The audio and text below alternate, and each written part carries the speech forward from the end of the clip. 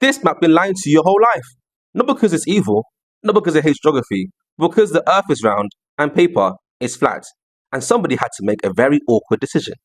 And that decision made Greenland look like a heavyweight champion, while Africa got treated like something that was standing in the corner very quietly.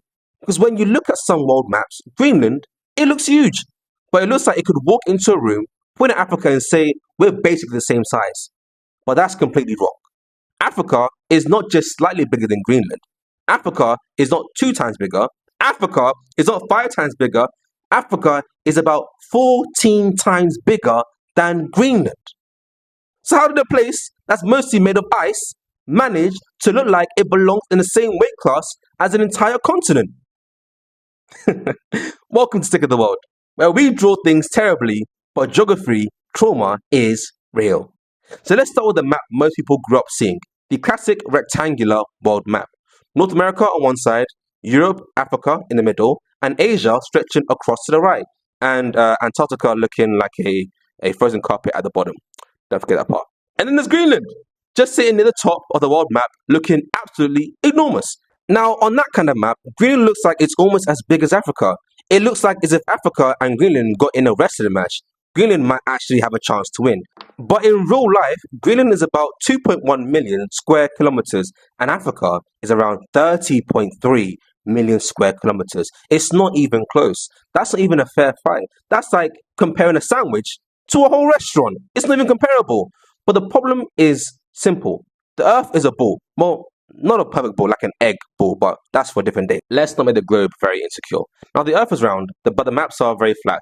Turning a round object into a flat rectangle is basically impossible without stretching something. So imagine peeling an orange and trying to make the peel line perfectly flat as one rectangle. It will tear, it will stretch, and it will complain. I would complain. And if the orange could speak, it will probably say, please stop turning me into a geography worksheet. But that's what happened with the Earth. To draw the world and draw the whole planet on a flat map, cartographers have to distort something. They can distort shape, they can distort direction, they can distort distance, or they can distort size. And the map we're talking about today made a choice that was useful for navigation, but terrible for understanding actual land size. And this map style is called the Mercator projection.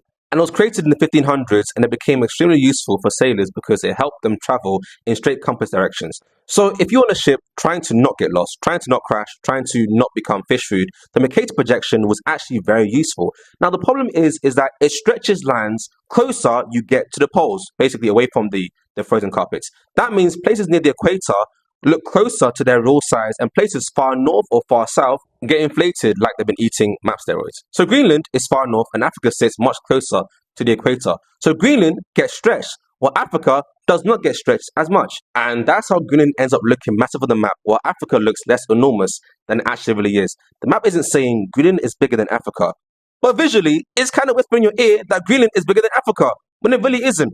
So here's the real scale.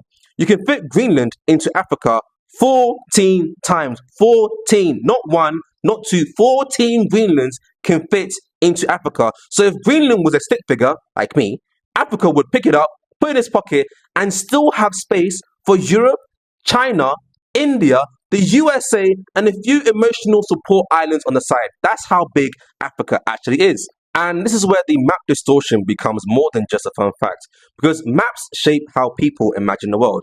If a place looks huge, people often assume it's more important, more powerful. And if a place looks much smaller, it can accidentally be underestimated by people. And Africa gets underestimated a lot.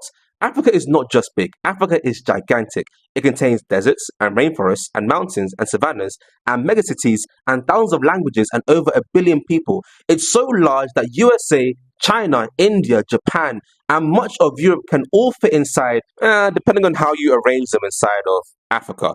But because of the maps many people grew up with, Africa often looks smaller than it should, while places like Greenland, Canada, and Russia look even bigger than they are in real land area. Now, to be fair, those places are still huge. Russia is huge. Canada is huge. Greenland is huge. Greenland is not small. Greenland is still the world's biggest solo island.